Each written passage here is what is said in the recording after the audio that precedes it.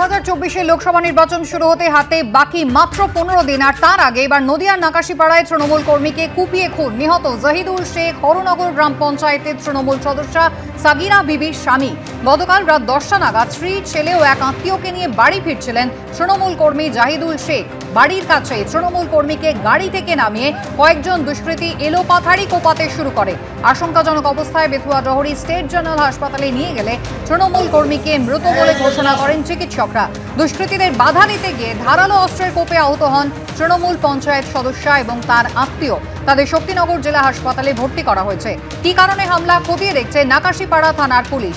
খুনের পেছনে জড়িত সিপিএম, অভিযোগ করেছে পরিবার, অভিযোগ অস্বীকার সিপিএম। এরা তৃণমূল করে, ওরা সিপিএম করে। এবার ওরা সিপিএম এর আগেরবার জিততে পারেনি, এরা জিতেছে। ওরা বলতে চাচ্ছে যে এদের ভোটে ডাঙা যাবে না, ভোটে ডাঙাতে দেবে না। যাকে ভোট দিতে হবে অত সিপিএমকে দিতে হবে, তৃণমূলকে দিতে হবে। ওরা এই কারণে ওরা বাজার থেকে মেম্বাররা বার এসেছিল, তো এবার ধরে ওরকম মেরেছে। যাকে মারলো এটা মেম্বারকে মেরেছে, আমার কাকে মেরেছে, আর ওরা মেরেছে সিপিএম এর লোক। মেম্বার বলতে কোন দলের মেম্বার? তৃণমূলের মেম্বারকে মেরেছে। আপনারা শুনলেন যে তৃণমূল কর্মী খুনের ঘটনায় পরিবারের সদস্যরা তারা কিন্তু সিপিএম এর দিকে অভিযোগের আঙুল তুলেছে, এবং এই প্রেক্ষিতেই দিলীপ ঘোষ যেটা বলছেন যে কোনো দুষ্কৃতি আর অন্য কোনো দলে নেই, সব দুষ্কৃতি এখন তৃণমূলে। শুনুন কি বলেছেন তিনি। দেখুন, কোনো দুষ্কৃতি আর কোনো পার্টিতে নেই, কেবল টিএমসিতেই আছে। কারণ যতবার টিএমসির নেতা খুন হয়, ওই যে পরিবারে খুন হয় তারা বলে যে টিএমসির অন্তর্দ্বন্দ্বে খুন হয়েছে, টিএমসি লোকেরা খুন করেছে। তারা সিবিআই চান, এখানকার রাজ্য সরকার সিআইডি তদন্ত চেপে দেওয়ার চেষ্টা করে। তারা কোর্টে গেছেন, বারবার বলেছেন সিবিআই ইনকোয়ারি চাই, কারণ ওই পার্টিকে ওরা বিশ্বাস করে না। লোকসভা ভোটের আর মাত্র কয়েকটা দিন বাকি, কিন্তু ডায়মন্ড হারবারে অভিষেক বন্দ্যোপাধ্যায়ের বিরুদ্ধে কি লড়বেন নওশাদ সিদ্দিকী, তা এখনো জানাতে পারলেন না তিনি। যেমনটা তিনি জানিয়েছেন যে আসন সমঝোতা শেষ পর্যন্ত চূড়ান্ত না হলে তার দায় বামেদের। আক্রমণ নওশাদ সিদ্দিকী। আসন সমঝোতা শেষ পর্যন্ত না হলে যাদবপুর, শ্রীরামপুর সহ বেশ কয়েকটি কেন্দ্রে প্রার্থী দেবে আইএসএফ। আজকের দিনটা দেখবেন, এবং আসন সমঝোতা চূড়ান্ত না হলে আগামীকাল প্রার্থী দেবে আইএসএফ।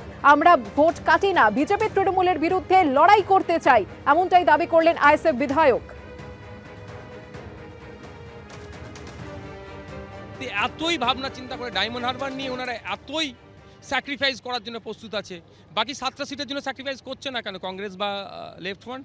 কংগ্রেস আটকে আছে, তো যদি আপনি দেখতে চান সেই অর্থে শ্রীরামপুরে যিনি প্রার্থী তিনি ইতিমধ্যে দেওয়াল লেখা থেকে শুরু করে তার নির্বাচনী প্রচার অর্ধেক করে ফেলেছে। সেটা তো সে করতে পারে, তাতে আমার কোনো অসুবিধা নেই। তো 100% পূরণ করুক। কিন্তু শ্রীরামপুর সিট নিয়ে যখন আলোচনার প্রথম দিনে বসেছিলাম আমরা, তখনই কথা হয়েছিল শ্রীরামপুর আর যাদবপুরটা হোল্ড থাকবে। এই বিষয়টা নিয়ে একটা আলোচনা শেষে ওই দুটো নিয়ে সিটে আলোচনা হবে। যে দলই একসাথে লড়লে পরে সংখ্যালঘু ভোটটা যদি আসে, তাহলে আপনারাই জিততে পারবে। সর্বপ্রথম তো আমরা বলেছি যে যখন ওরা আইএনডিআই জোটে ছিল তখন বলেছিলাম বেরিয়ে আসতে একসাথে লড়াই করবো।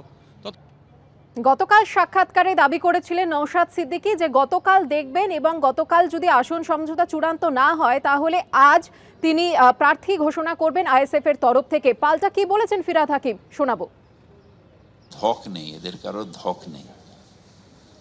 ধক নেই বলে বড় বড় কথা বলে, খালি কলসি বাজে বেশি।